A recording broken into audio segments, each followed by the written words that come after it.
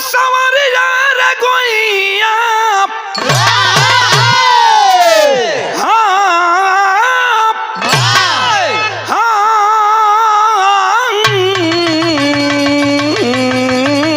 हो राम।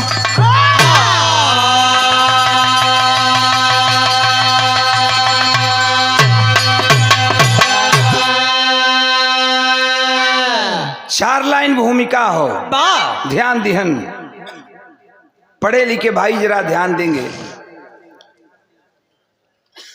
कि कनक हीरा मोती, कनक मतलब सोना,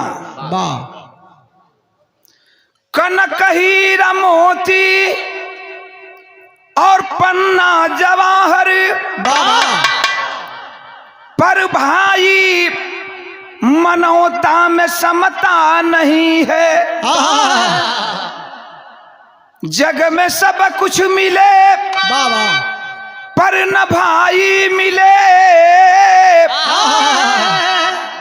भाई भरत शेष का नाम याते, रघुनाथ हंस करके आंसू बहाते कि भाई ही भाई पर खंजर चलाते।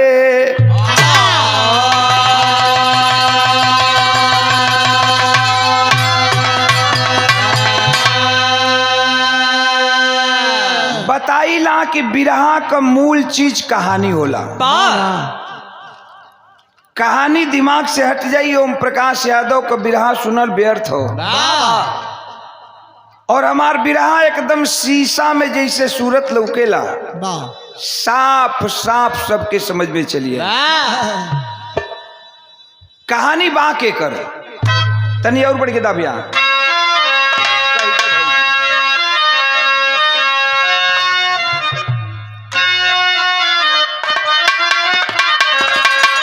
तरज हो कि अरे कही द भौजी भैया से,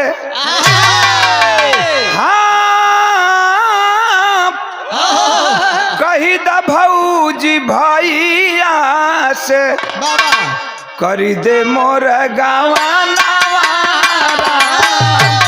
कही द भौजी भैया से,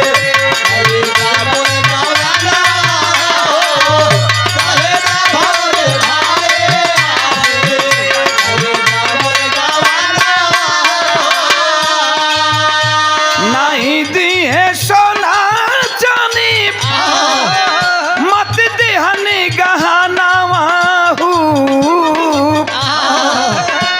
दुई गो चिजुआ रे दी है, हाँ दुई गो चिजुआ रे दी है, चौकी और बेलाना दुई गो चिजुआ दी है, चौकी और बेलाना दुई गो चिजुआ दी है, चौकी और बेलाना। ई त धुन बा, ई कहानी हो कहाँ के यहीं से बिरहा का शुरुआत हो गल। केकर बिरहा बा, कहाँ से बिरहा लिहल गल। कवि जी लिखलन हम कि हीरा लाल सेठ जी के, हाँ हीरा लाल सेठ जी के दुई ठे लाला नवा हो, हीरा लाल सेठ जी के दुई ठे लाला नवा हो, हीरा लाल सेठ जी के दुई ठे लाला नवा हो। रामू और श्यामू दोनों हो गईलनी जवानवा हो, एहवर बड़का भैया के, हाँ एह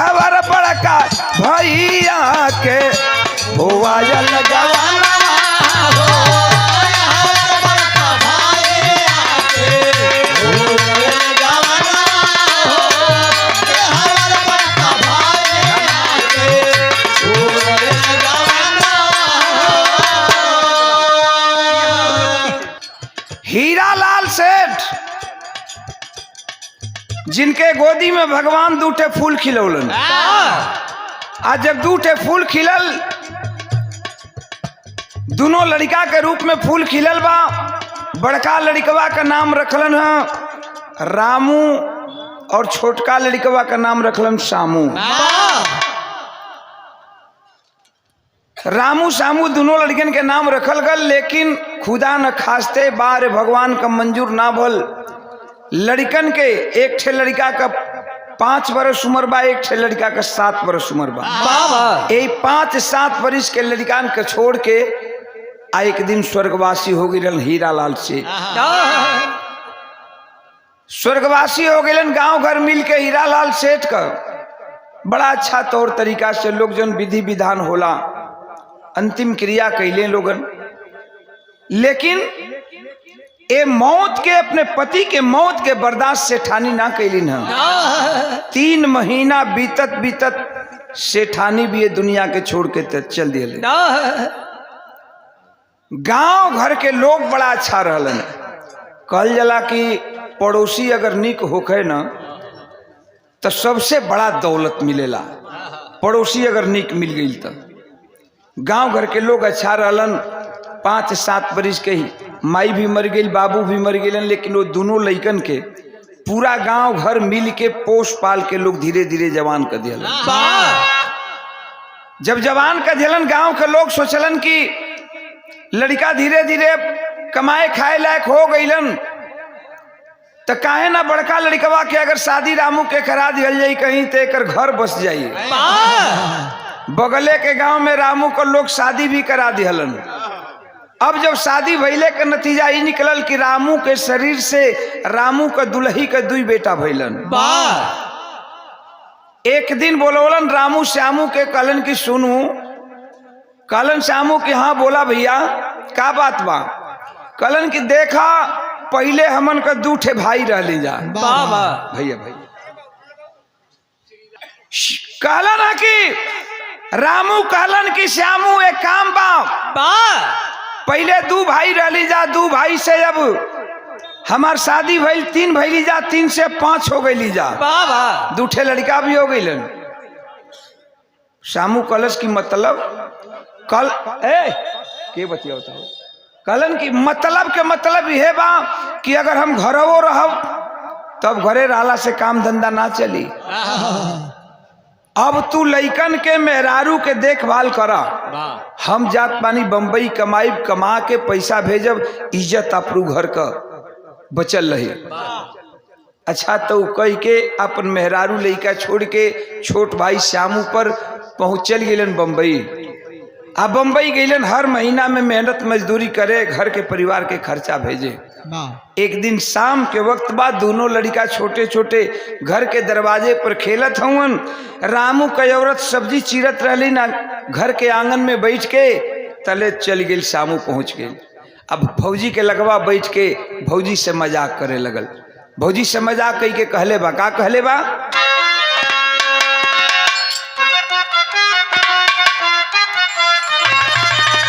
ये तरज बा, लेकिन तरज से सुंदर हमरे बिरहा का लाइन लिखल गई। कहलस कि एक बेर हंसी दा ए भौजी, एक बेर हंसी दा तब फूल झरी है, एक बेर हंसी दा तब फूल झरी है, तोरे चेहरा पे लइका जवान मरी है, तोरे चेहरा पे लइका जवान मरी है, तोरे चेहरा पे लइका जवान मरी है।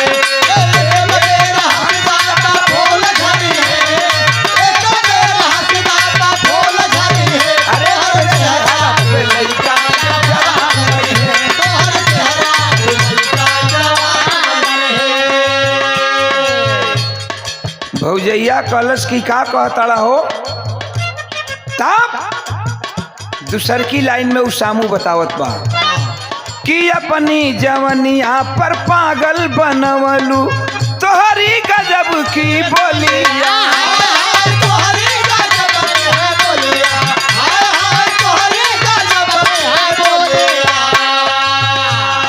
लीलारा पटिकुली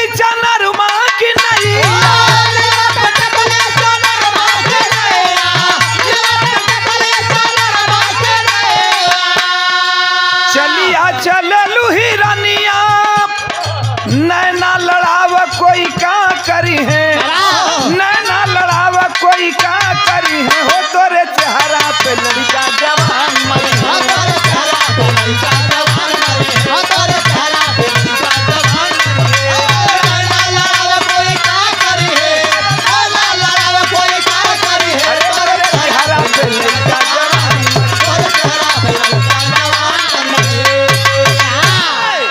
भौजैया रामू के औरत कलश की तार दिमाग खराब हो गई। भैया गईलन बम्बई जाके मेहनत मजदूरी करेलन, हर महीना खर्चा भेजलन तो घर का खर्चा चलेला।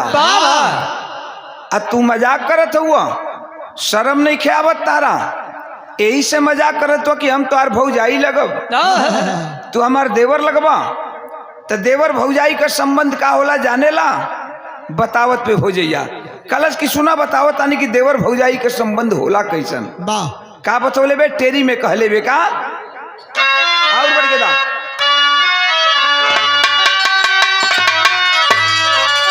कहलस की सीता के माने माई लक्ष्मण, ए बबुआ सीता के माने माई लक्ष्मण, पाके मस्त जवानी में गईला बौराई।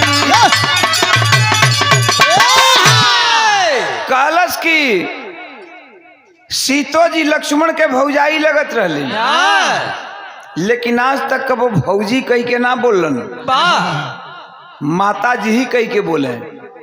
तो गीता या रामायण उठा के पढ़ा, का कहले बे इहे तरज बा कि ई बतिया कही गईला, अरे पहिला का पुरानिया कमाईला नोट बबुई, कमाईला नोट बबुई, जबल चमकल बा तो कनिया कमाईला नोट।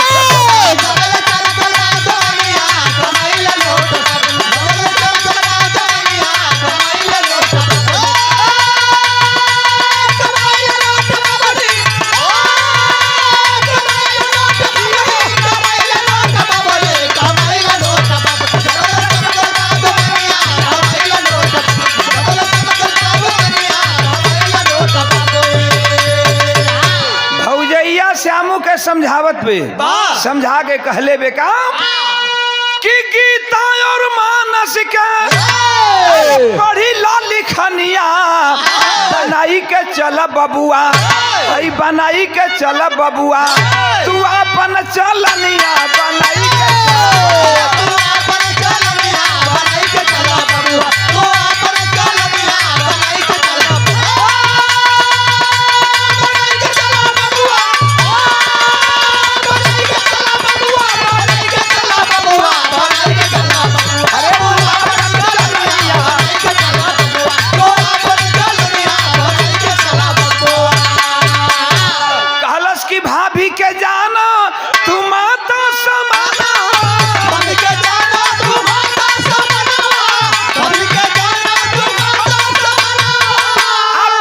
समान हो तो बड़ा काम बिराना,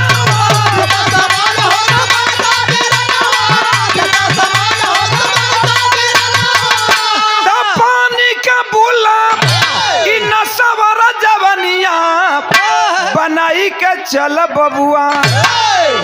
कलश की यही से मजाक करत हुआ कि तू हमार देवर लगबा, हम तुहार भौजाई लगब। शर्म नहीं खे आवत, ऐसा शरीर लेके कहीं मेहनत मजदूरी करता तो 2 पैसा कमाता। जवानी चढ़ते तुहार दिमाग बदल गई। तो आवेदा होत सवेरे तोरे भैया के पास चिट्ठी लिखब और उनके बुलवाई, आप बुलवा के तार पूरी हकीकत बताई उनसे। भौजैया डरबौले बे कहले बे का कहले बे कि चिट्ठी आके लिखी हम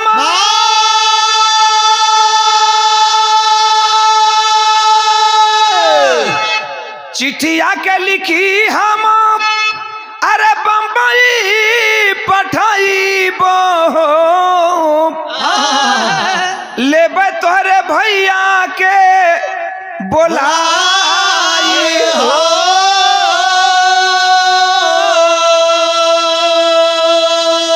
आसाम का दिलावा में समैली आ पहले देला चिट्ठिया पठाई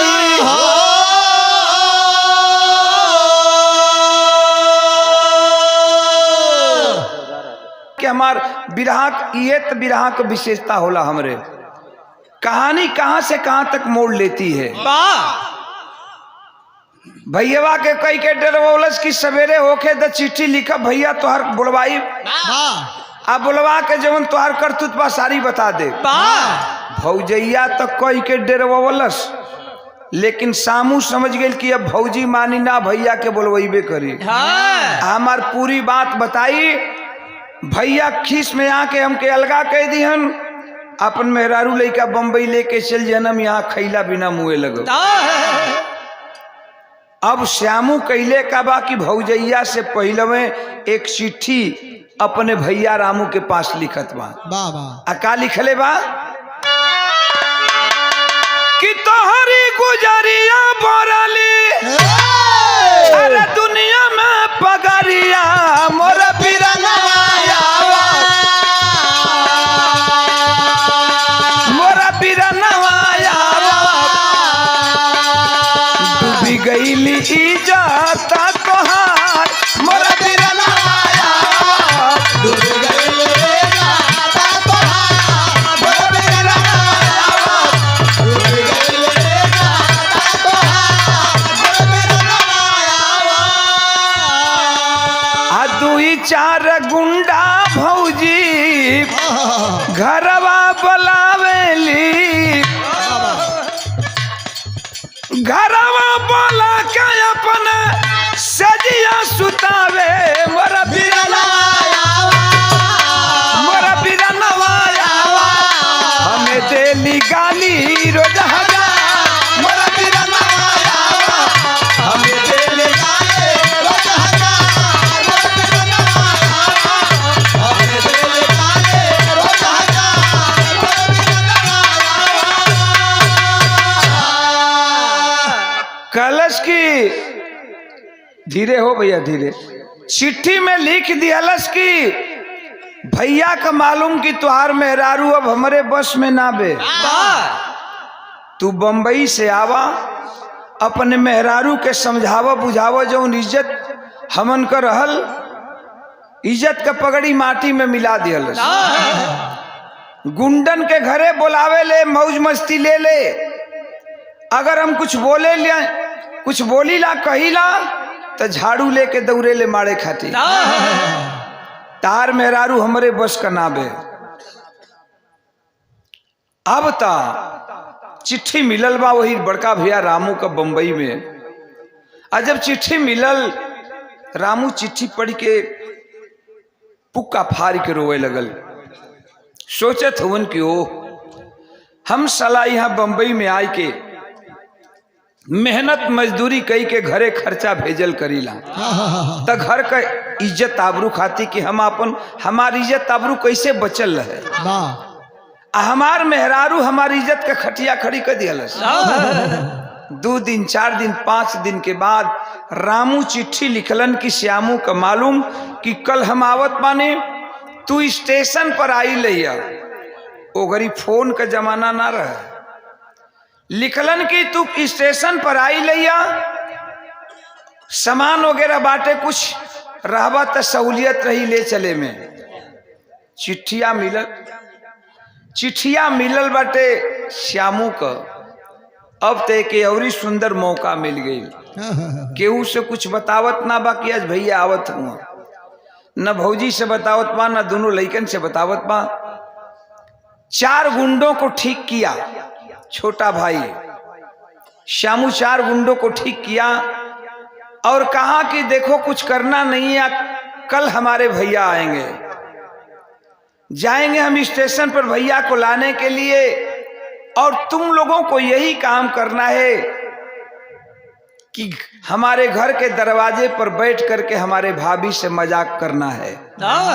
जब हम लोगों को तुम लोग देखना दोनों भाई को तो उठ करके चल देना। इतने में हम काम बना लेंगे। तय के मुताबिक बात के मुताबिक 4 गुंडन ठीक हो गईलन गांव के आवारा लड़का।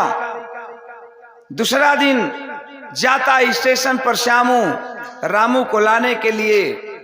पत्र के अनुसार रामू स्टेशन से ट्रेन से उतरा है स्टेशन पर, लेकिन बड़ा मायूस बा, बड़ा उदास बा।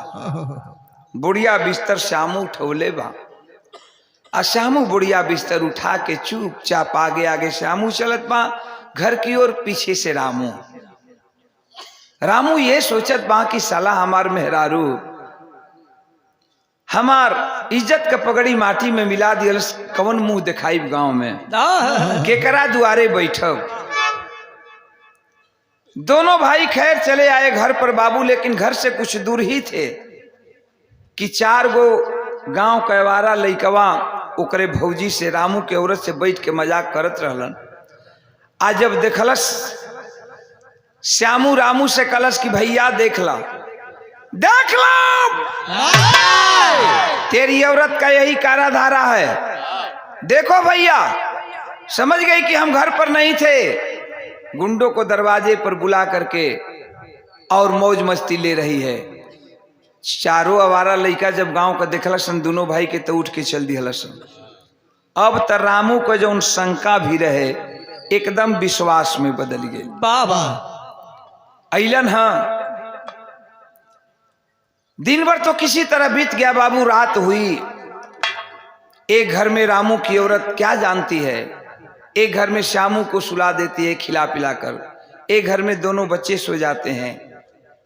ये अपने रूम में जा करके रामू सोया है, खाट पर लेटा है, नींद नहीं आ रही है। सबको खिला पिला करके मेहरारू का जात कटोरी में तेल ले लेबे, सोचलस कि दिन भर का थकल बनन, दिन भर का थकल खेदाइल बनन, चल के तनी कुछ सेवा कह दी। आइल वे जो ही खटिया पर बैठ के पैर से मोजा निकालत बे, बारे रामू सीने में दया नाम की कोई चीज नहीं, खींच करके लात मारा है। अबला जात मेहरारू खाट से नीचे गिर जाती है, हाथ जोड़ के रोवे लगल कि पतिदेव आखिर हमसे कौन गलती भइल बा,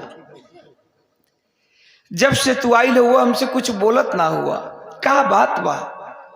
लेकिन रामू को केवल सर में कपार में उसके दिमाग में इतना कूड़ा भर गया था कि उठता है और बगल में कोने में एक डंडा रखा हुआ था, उठा लिया डंडा बाबू, लगा मारने। जिस तरह जानवरों को मारा जाता है, मारत बड़न डंडा से पीटत हुवन, मारते मारते मारते मारते रामू उस औरत के तन पर से साड़ी को उतरवा दिया, ब्लाउज को उतरवा दिया।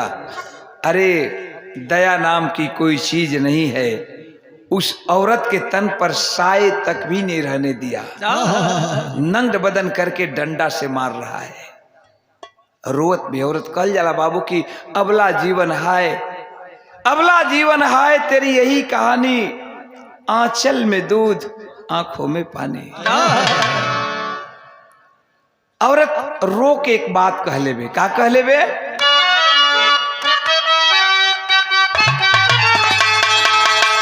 इहे रो के कहत बे कि केवनी करनवा सैया, केवनी करनवा सैया, अरे मारत बड़ा जानवा, ओ बताई रे देताना,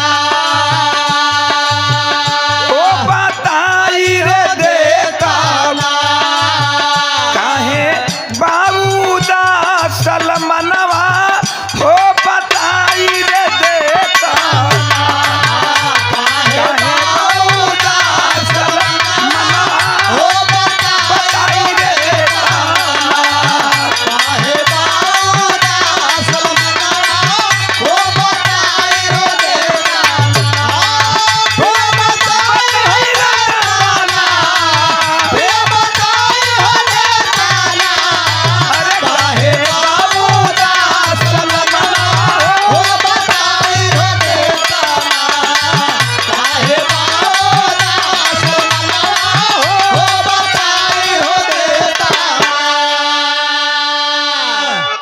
जोड़ के रोत में कलश की पति देव का हमसे गलती हो गल, जब से तू आइल बड़ा तब से बोलत ना हुआ, कौन कुछ बात तो बतावा, आखिर काहे मारत बड़ा, कौन हम गलती कह देले बानी। लेकिन रामू केवल पीटने की धुन है, केवल मारने की धुन है रामू को, रामू केवल पीट रहा है। इतना तक बाबू पत्रिका में प्रमाण मिला कि रामू मारते मारते मारते नंगी बदन में औरत है घर से बाहर निकाल देता है, अंदर से दरवाजा बंद कर देता है। उस हालत में वो औरत कहां जाए, किसके दरवाजे पर जाए, सोच रही है कि मैं कहां जाऊं इस हालत में, नंगी बदन में मैं किसके दरवाजे पर चलूं। आखिरकार अपनी इज्जत आबरू बचाने के लिए वो औरत उसी गांव के बगल में नदी थी, नदी में जा करके डूब करके आत्महत्या कर ली, मर गई। और जब नदी में कूद करके मर गई, सुबह हुआ, दूठे लड़का हुए छोटे छोटे, हमार लड़का होके चाहे आपको लड़का होके, छोट लड़का बच्चा जौन बाड़न सन जगिया सन तो सबसे पहले माई को खोजिया सन, माई कहाँ बिया। बाबू से पूछत बड़ा सन कि बाबू माई कहाँ बिया, माई कहाँ बिया। बाहरे रामू कितना सुंदर बहाना बनोले बा, कलश की तह लोग के माई गईल बे, तह लोग का ननियौरा आई, घबरा जा मत, 2-4 दिन में चली आई। लइका त लइका होलन बाबू, रामू खिलावत बा, ओहन का झुटलावत बाटे, लड़कन का धीरे धीरे बाप का प्यार मिले लगल। लेकिन 2 दिन 4 दिन 10 दिन 15 दिन रामू एक दिन शामू के बुलौलन कहलन की सुना, अब तजे हमने के इज्जत आबरू लिहल, हमने के इज्जत का पगड़ी माटी में मिलावल ए दुनिया में ना बा। हई दूठे हमार निशानी लइका हुवन, ए लइकन के तू देखत रहिया, और हम जात बानी फिर बम्बई, पैसा भेजब कमा के, लइकन के भी घर का भी खर्चा चली। समझा बुझा करके रामू के ऊपर श्यामू के ऊपर रामू दोनों बच्चों को छोड़ करके चला गया बम्बई कमाने के लिए। 2 दिन 4 दिन 10 दिन 15 दिन बाबूजी बीतल बा, लेकिन अब रामू का बम्बई में मन ना लगत बा। कबो मेहरारू का चेहरा यहाँ के सामने नाचे तो कभी दोनों लड़कन का सूरत नाचे। चिट्ठी लिखलन कि श्यामू बम्बई में हमार मन ना लगत बा, हम आवत बने। श्यामू का जब चिट्ठी मिलल है बाबू, कल जला कि जब नाश मनुज पर छाता है, विवेक पहले मर जाता है। श्यामू का दिमाग भग दे पलट गई, कर सोचे लगल कि अरे यार भैया अभी लगले गईलन आवे लगलन, एकर मतलब हमारे बारे में जानकारी मिल गल, भैया के सारी बात उ जान गईलन। अहन अपन दोनों लड़का लेके बम्बई चल जिहन, हम यहाँ गांव में घर में खैला बिना मरे लगब। इतनी दिमाग में पाप आ गई। रामू चिट्ठी में लिखले बा कि श्यामू अहे कल स्टेशन पर आज यह सामान वगैरह ले चले खातिर। दोनों लड़कवा दरवाजा पर खेलत हुवन सा, बाबूजी सुबह के बेला बा और दरवाजा पर खेलत हुवन, चिट्ठी देखलन न तो पूछत हुआ कि चचा बाबू कह का, बाबू आवत हुआ का। अय है दोनों लड़कन के कलाई को पकड़ा है, बाह को पकड़ा है, घसीटते हुए घर के अंदर लेकर जाता है। और रामू करता है क्या बाबू कि दोनों लड़कन के लेके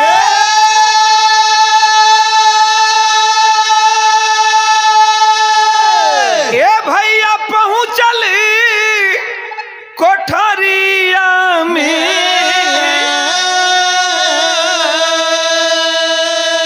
अधई के देला घोटाई दबाई हो।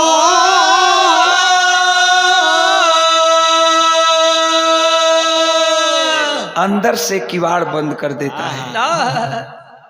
बड़का भैया के पटक के छाती पर जब लात धैले बा सामू, छोटका जौन लड़का बा छोटका भाई होकर इतना डर गई कि वो घर के कोने में जाके दुबक के बैठल बा। देखत बा कि भैया के जान मारत हुए चचा। बड़का लड़का छटपटाता, छाती पर लात धई के एगो बाई पकड़ के गर्दन लगल दबावे। छोड़ दे चचा, छोड़ दे चचा, काहे मारत हुआ? बड़का लड़का रोत बा, लेकिन बाहर श्यामू सीने में कोई दया नाम की चीज नहीं है। बड़े लड़का का गर्दन को दबा दिया, हाथ गोड़ पीटत छटपटात बड़का लड़का शांत हो गई, लाश के रूप में पड़ गया। खीस में इतना पागल बा श्यामू की दौड़ल बा वहां ले बड़का लड़का का लाश छोड़ के जो कोनवा में छोटका भाई बैठल बा दबक के, वो छोटका लड़कवा के कलाई पकड़ के खींच के या फिर वही बड़का लड़का के यहाँ ले आयल बा, पटक दिहलस। पटक के छाती पर जब ठेहुना धैलस, गर्दन में हाथ लगवलस, तो छोटका लड़कवा हाथ जोड़ के रोत बा, कलस की चचा मत मारा, चचा मत मारा, अब तो हमें ही घर का एक ही चिराग बानी चचा, हम बाबू से कुछ ना बताई चचा, तू हमार जान मत मारा, हमके छोड़ दा। लेकिन बाहरे निर्दयी श्यामू, सीने में कोई दया नाम की चीज नहीं है, गर्दन को दबा दिया, हाथ पैर पीटते पीटते छोटा लड़का भी इस दुनिया को छोड़कर चल पड़ा। जब दोनों लड़का लाश के रूप में पड़ गिलन, तब श्यामू कैले कबा कि बिचावा कोठरिया में, बिचावा कोठरिया में, अरे लसिया के तो पी के हो, ए भैया पहुंचल टिसानावा पे जाई हो।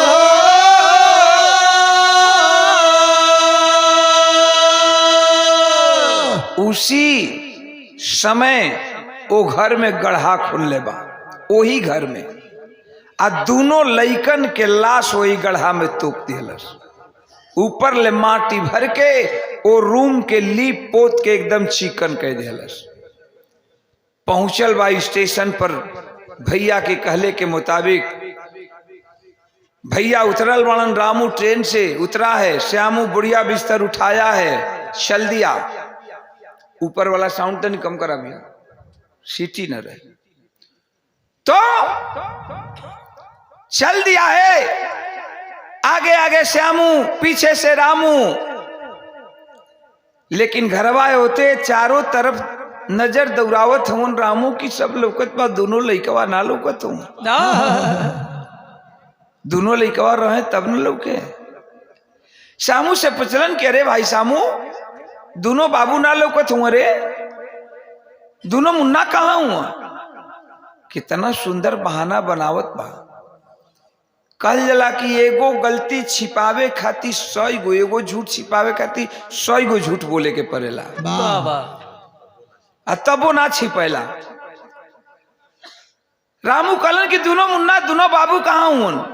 श्यामू कहलस कि भैया का करी, हम तो बहुत मना करत रहली, लेकिन काल तार बड़का सार आई रहलन, लाख हम मना करत रह गेली, लेकिन ना मनलन, दोनों लइकन के लेके चल गेलन। रामू सीधा साधा मजदूर आदमी, सोचलस कि ठीक है कहत बा, देखले हुई सरवा आई हुई, टूअर टापर देखले हुई, लइकन के लेके चल गेल हुई। रात होता है बाबू, अब देखें घटना, रात होता है, रात जब भइल बटे, खिया पिया के श्यामू अपना भैया रामू के ओही घर में सुतौले बा, जेवना घर में दोनों लइकन के लाश गड़ले बा। ओही लाश के ऊपर खटिया बिछौलस, आ खटिया के ऊपर बिस्तर लगौलस, आ बिस्तर लगा के कहलस कि भैया आप आराम कीजिए, दिन भर के ट्रेन के थके हैं, आप आराम कीजिए। रात भइल बा बाबू, वास्तव में दिन भर का थका हुआ ट्रेन का आदमी वो खाट पर लेटा तो लेटते ही नींद आ गई, और रामू जब नींद आइल बाटे, सुतल बा, पहली नींद में सुतल बा, ठीक घड़ी में 12 बजत बा, रात के 12 बजल बा, तो बड़का लड़का बा लगल रोए, वही खटिया के नीचे बड़का लड़का रोवत बा। अब बड़का लड़का रो के एक बात अपना बाबू से कहत बा, का कहले बा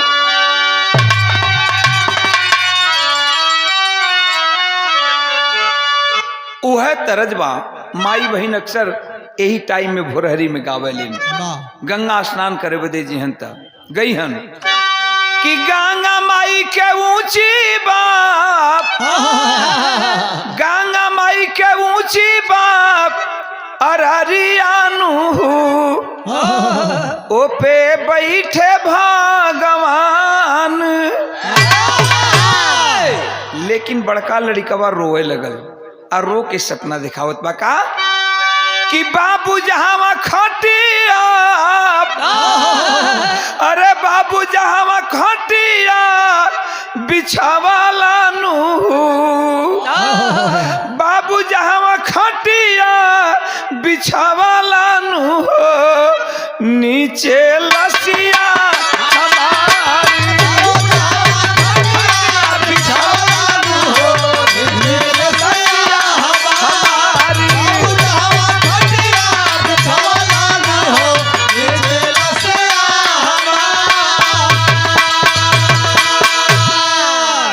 बाबू आपके विश्वास नहीं खे ना सूतल बड़ा चैन से लेकिन हमार लाश तोरे खटिया के नीचे पड़ल बा विश्वास नहीं के हम ही नहीं खी रोत बा बड़का लड़कवा बाबू के सपना देखावत बा का कहले बा कि संगवा में बाणे मोरा संगवा में बाणे मोरा छोटा का बीरनवा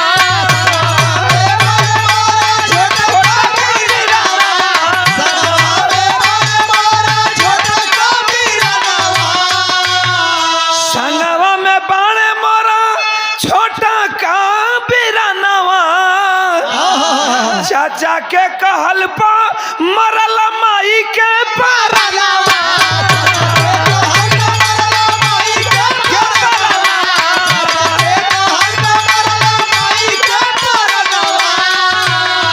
अरे हमनी के टुवारा बनावला नु हमनी के टुवारा बनावला नु नीचे लसिया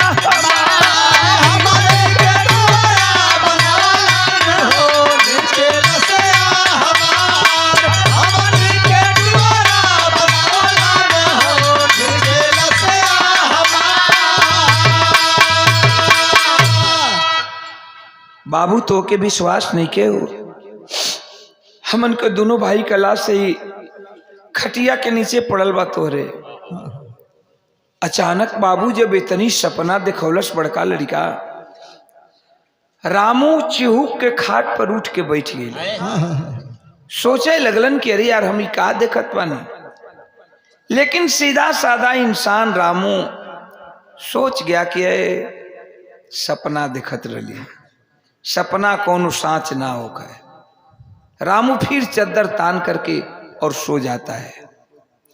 अब चद्दर तान करके फिर सोया है तब तक ज्यों नींद लगल छोटका लड़कवा रोवे लगल आ छोटका लड़कवा रो के कहत बाकी बाबू तो के भैया के कहले पर विश्वास ना होता सुतल हुआ तो जो न उ ले आई हुआ मन खाती बम्बई से उका हुई रोत बा का कहता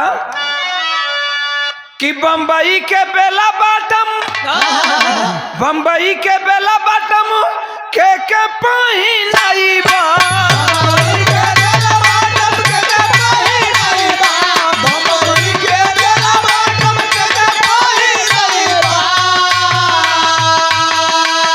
लैला जवन साबुन ओसे के नहवाई बा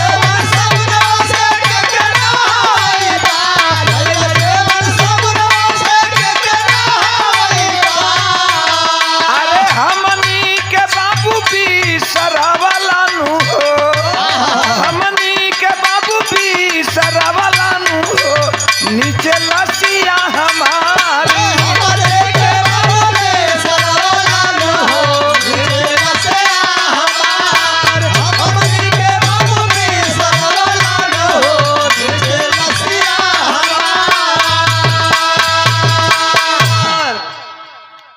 इतनी जब बात छोटा सा दूसरा लड़का रोने लगा सपना दिखावे लगल रामू का नींद टूटल बा चिहुक के खाट पर उठ के बैठ गईलन सोचे लगलन कि आखिर बात का बा कि हम एक ही सपना बार बार देखत पानी।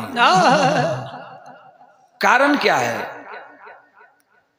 प्रेशर बनावे लगलन दिमाग पर, और प्रेशर बनावत बनावत बनावत बनावत प्रेशर बना लियलन। उनके सपने की पहली लाइन याद आ गई रामू को कि बाबू जहां खटिया बिछौलन हो नीचे लसिया हमार। सपने की पहली लाइन याद आई है।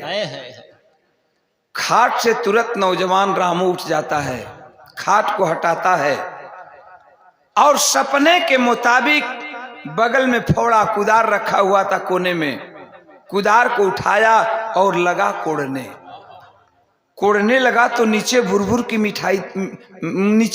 मिट्टी दिखाई देने लगी। अब उसको शंका होने लगा, दिल धड़कने लगा कि अरे यार कहीं सही बात न हो जाए। और जब बाबू कोड़ते कोड़ते पहुंचा है, जब कुछ दूर कोड़ा है तो क्या देखता है कि दोनों उसके बेटे मुंह से खून दे करके और पड़े हुए हैं लाश के रूप में। चेहरा जो है धूल में सनी हुई है, मिट्टी में सनी हुई है। कौन बाप पागल ना हो जाए भैया? इतना आदमी विराह सुनत हुन, हर इंसान के भगवान बेटा बेटी जेके देले हुई हैं। एक बेटी वाला बाप, एक बेटा वाला बाप ये बात के सोच सकता कि एक बाप के सामने दूधू को बेटा के लाश पड़ल बा, बाप अपनी आंख से देखत बा। उसे में बाप को कलेजा का कही। गमछी लेके दोनों लइकन के चेहरा साफ कैलन, गड्ढा से ऊपर निकलन दोनों लाश, आ गोदी में लेके लइकन के चेहरा साफ करत हूँ। और रो के एक ठे बात कहलन। का रो के कहलन? इहे कहलन हम कि लसिया के लेके रोवे भरी ससिया हो,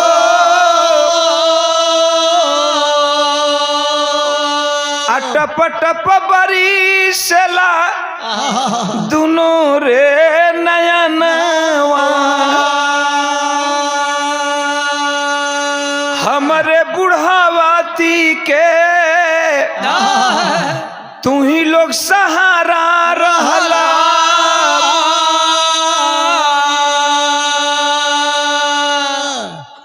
अमुअला पके दी हमके बचवा पिंड दानवा।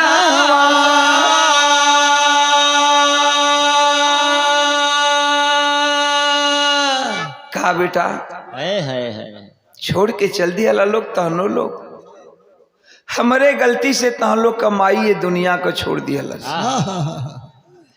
आइयो हमारे गलती कहल जाए कि हमारे गलती से तहनो लोग दोनों जना हमें छोड़ के चल दिया। लेकिन बारे भाई रामू अइलन है, श्यामू जवना घरवा में सुतल बा ओकरे घरवा के केवाड़ी खटखटावत हुआ। का कहलन कि आव श्यामू भैया एक बेरी गरवा से मिली लेता। अननियौरे से आई गईले दोनों रे सुगना।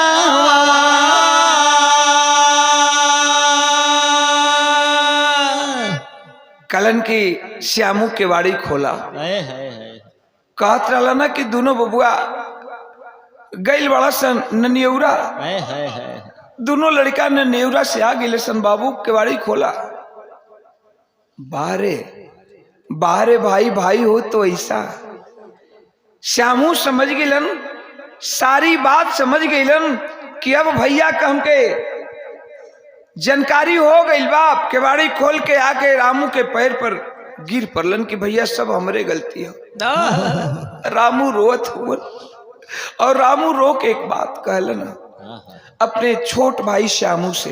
का कहलन बड़ी के दान और बड़ा कहलन कि ननियौरा से आ गईला। अरे ननियौरा से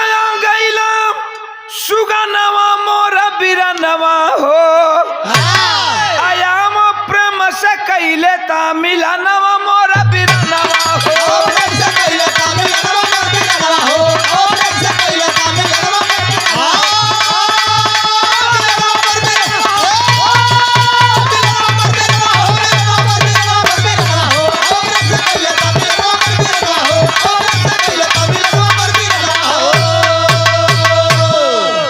कहलन कि श्यामू तू भाई हुआ और हम तुहार भाई है। माई बाबू के मर गईले के बाद तो के बेटा से कम ना जन ले रहे, लेकिन हमारे एक ठे कहना कदा भैया बारे भाई कलन के एक ठे कहना कदा हमरे अंदर उस शक्ति नहीं है कि हम दू गो लाश एक बेर उठा पाई। दोनों लड़कियन के लाश वही घर में पड़ल बा। ते एगो काम करा भैया का कहलन कहलन कि एक लसिया के अपने कानी पर उठाओ एक हम उठाई बे चला चली के दफनाओ। कहलन के हमरे अंदर उस शक्ति ना बा भैया, हम बाप हैं टूट गइल बानी। ते एगो लाश के अपने हमरे कहल कह दे एगो लड़का के लाश तू ले ला, एगो लड़का के लाश हम ले लेते। यही रात के चल के दफना दियल जाए, बांस रही न बसुरी बाजी न तो सबेर होई गांव के लोग जनियन दुनिया जानी थाना पुलिस आई। हमरे आँखी के सोजा जब तोरे हाथ में हथकड़ी लगा के ले जाए लगी भैया तो हम तुहार भाई हैं, हमसे बर्दाश्त न हुई, हम जियत मर जा, छाती फाट जाई। बारे भाई यही से हम कली बाबू कि जग में सब कुछ मिले, जग में सब कुछ मिले पर न भाई मिले। माई के बेटी मिल जाई, बाप के बेटा मिल जाई, मामा के बहने मिल जाइहन, बहने के मामा मिल जाइहन, लेकिन बाबू ए दुनिया में बड़ा भाग्य से एक लाद का सहोदर भाई मिलेला। जिसके पास एक लाद का सहोदर भाई नहीं है, जरा उस इंसान से आप जा करके पूछिएगा कि वो भाई के लिए उसका दिल क्या कहता है। भाई हो तो ऐसा जरिए कल गए कि भाई मिले भी तो भाई भरत जैसा, भाई मिले तो भरत जैसा, नहीं तो लगवे कहल गई बा कि भाई जैसन हित न भाई जैसन दुश्मन। आज बाबूजी रोवत हूँ रामू और भाई के समझावत हूँ।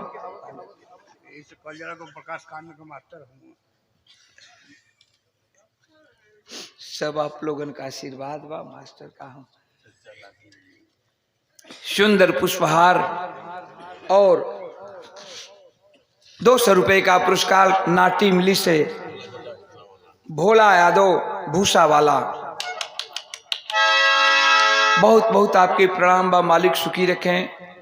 हमें आप लोगन जो कुछ भी कहा अभी तो हम सीखत नहीं, भले आप लोगन कांड के मास्टर कहा चाहे जो कुछ भी कहा, लेकिन हम तो अभी सीख रहे हैं। ये दुनिया में हम सबसे अपना के छोटा गोइया मानीला। तनी बात समझ ला। चाचा के बहुत बहुत, बोला भैया के बहुत बहुत नाम बा, मालिक सुखी रखें। कलन की भैया बर्दाश्त ना हुई, एक लाश के अपने तू उठावे, एक लाश के हम उठाई आ चल के राते राते दफना दिहल जाए। बांस रही ने बसुरी बाजी। का कहलन है, का कहलन है कि इहे बाटा अंतिमा, इहे बाटा अंतिमा मिला नवा मोरा बिरा नवा हो, फिर तो से हो जाइबे सपनवा मोरा बिरा नवा हो।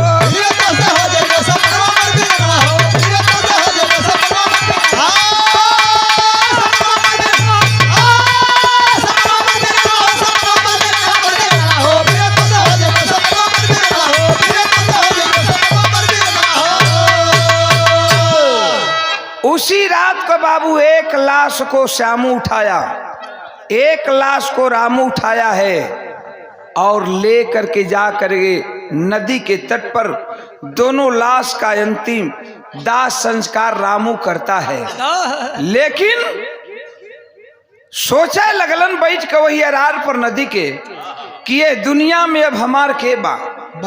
मेहरारू रहल, मेहरारू भी मर गल, दूठे लड़का रहलन उहो मर गिलन, तब हमार दुनिया में बा के हम जी के का करब। प्रमाण मिला बाबू कि उसी रात को रामू भी उसी नदी में कूद करके आत्महत्या कर लिया। इस दुनिया को छोड़कर चल बसा। कुछ दिन पहले तक श्यामू अभी जिंदा था।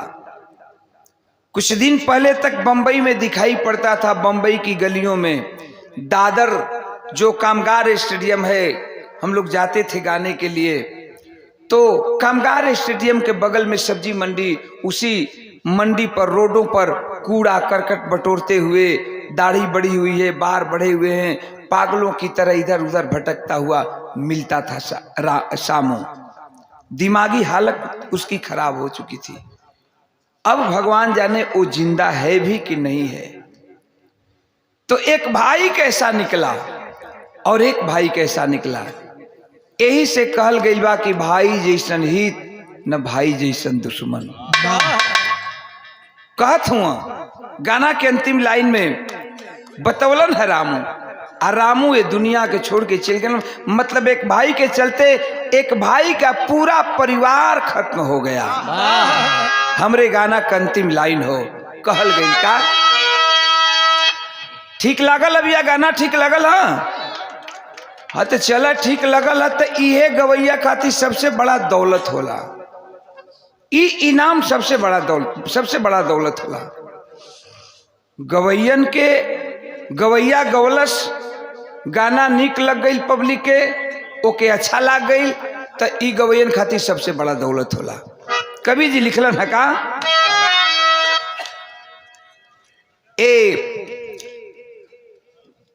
इलाहाबाद प्रयागराज से रामनिधि यादव बड़ा अच्छा अपने शिष्य हुन और प्रयागराज से आयल हुन सुने खाती।